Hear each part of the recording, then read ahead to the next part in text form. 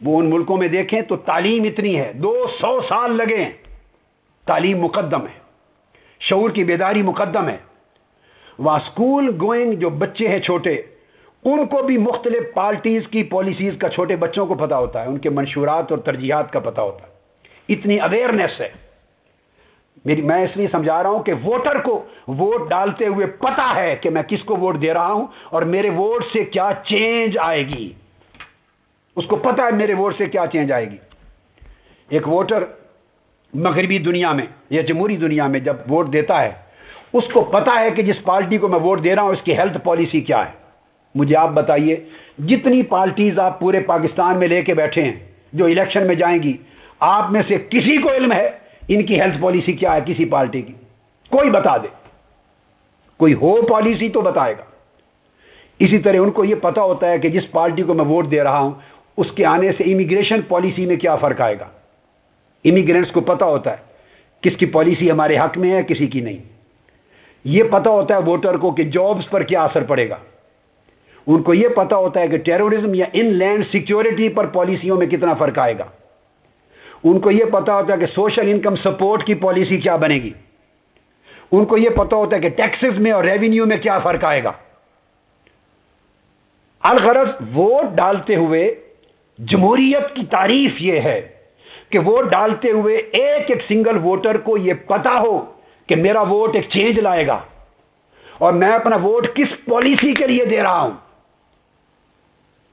وہ زرداری صاحب کو ووٹ نہیں دیتے، نواز شریف صاحب کو نہیں دیتے، وہ اسفندیار ولی صاحب کو نہیں دیتے، وہ الطاف حسین صاحب کو نہیں دیتے، وہ چودھری صاحب کو یا خان صاحب کو یا بلوچستان کی جماعتوں کو یا علماء کو وہ نہیں دیتے۔ وہ سنگل ایک نعرے کو، ایک لفظ کو، ایک جملے کو، ایک ڈسیپشن کو، دھوکے کو ووٹ نہیں دیتے۔ They have the whole conception in front of their eyes. ایک پورا پرسپشن ہوتا ہے، ان کی پالیسیز، ان کی ترجیحات میں واضح فرق ہوتا ہے، ان کے نظریات ہوتے ہیں، بھلے 100% کامیاب ہوں یا نہ ہوں، مگر کچھ نہ کچھ ریزلٹس آتے ہیں۔ تو ووٹر ڈیموکریسی اور جمہوریت اور نظام انتخاب جو کہتے ہیں کہ نظام رہنا چاہیے، میں تعریف کر رہا ہوں کہ نظام ہے کیا؟ اگر تو یہ نظام ہے پاکستان میں تو رہنا چاہیے، اور اگر یہ نہیں تو پھر آپ کس نظام کی بات کرتے ہیں؟ پھر وہ کرپشن ہے، پھر وہ نااہلیت ہے۔ ایک بات کہ ووٹر ووٹ ڈالتے ہوئے اسے پتا ہو کہ میرے ووٹ سے چینج آئے گی، اور چینج پالیسی کے بیٹر میں کیا آئے گی، اور دو پارٹیوں میں کیا فرق ہے پالیسی وائز۔ یہاں گالیوں کا فرق ہے، دنگے فساد کا فرق ہے، مفادات کا فرق ہے، خاندانی وابستگیاں ہیں۔ کئی لوگ مرحوم ذوالفقار علی بھٹو کی شخصیت کو آج تک سیاسی طور پہ پوچھتے ہوئے ووٹ دیتے چلے آ رہے ہیں بھٹو کو، کئی محترمہ بے نظیر بھٹو کے نام پر دیتے چلے جا رہے ہیں، کئی قائد اعظم کو اور مسلم لیگ جس نے پاکستان بنایا تھا اسی نام کو پوچھتے چلے جا رہے ہیں۔ بس جہاں شعور کا عالم یہ ہو اور یہ بھی کوئی نہ پوچھے، نہ جانے، نہ سمجھے کہ ان پارٹیز کی پالیسیز میں اب کیا فرق ہے۔ ایک زمانے میں تھا، پیپلز پارٹی 70s میں جب پہلی بار آئی، ذوالفقار علی بھٹو مرحوم کا دور تھا، اور مسلم لیگیں اور دوسرے لوگ ایک طرف تھے، اسٹیبلشمنٹ کے لوگ بھی تھے اور پارٹیز بھی تھی۔ اس وقت نظریات کا ایک فرق تھا، آئیڈیالوجیز تھی، مینیفیسٹو تھے۔ بھائی بعد میں امپلیمنٹ پورے ہوئے نہ ہوئے، نتائج کیا آئے کیا نہ آئے، اگلی بحث ہے۔ کچھ نہ کچھ تبدیلی آئی، ایک ڈائریکشن بنی۔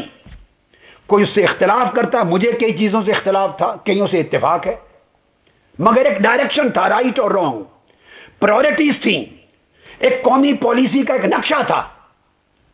مگر بدقسمتی اس دور جانے کے بعد اب آپ پچھلے 2-3 ادوار دیکھ لیں، ان میں سوائے الفاظ کے، نعروں کے، تقریروں کے اور ہے کچھ نہیں۔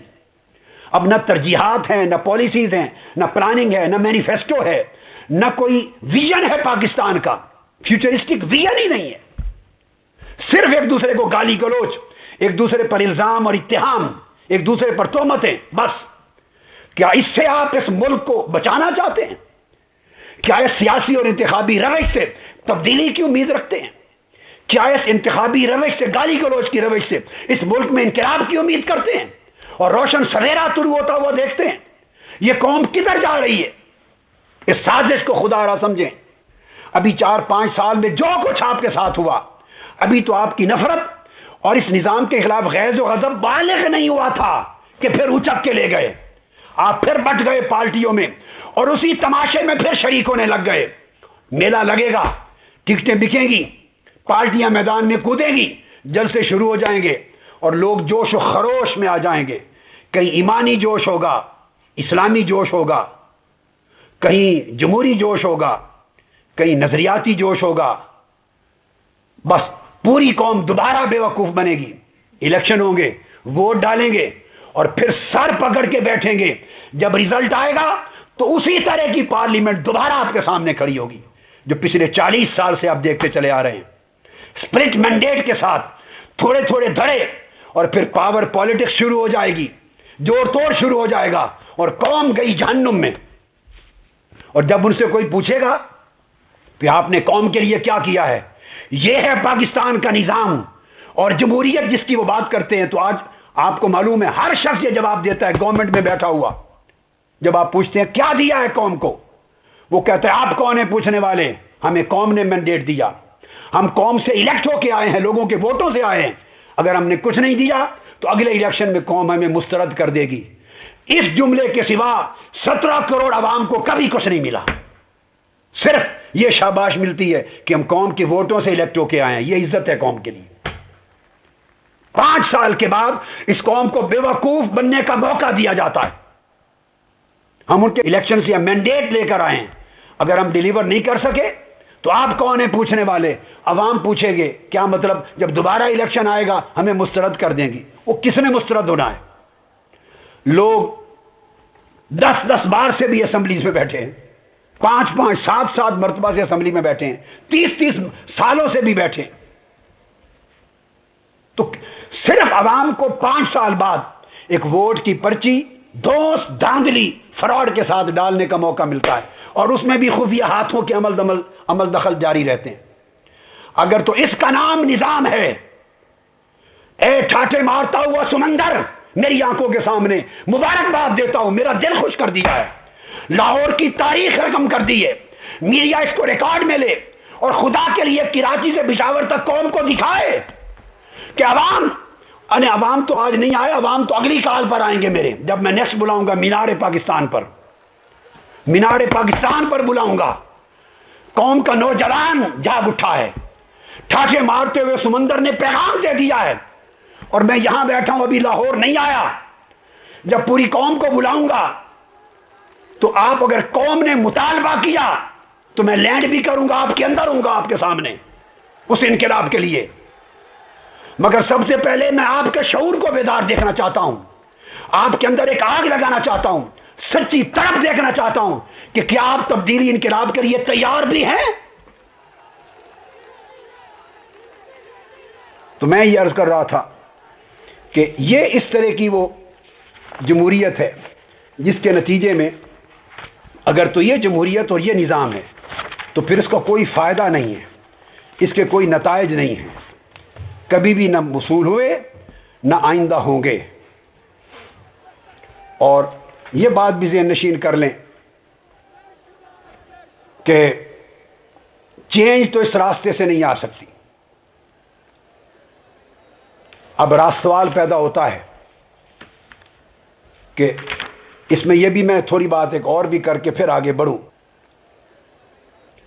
بڑی امپورٹنٹ چیز وہ یہ کہ لا قانونیت آپ کو معلوم ہے اس کا راج ہے.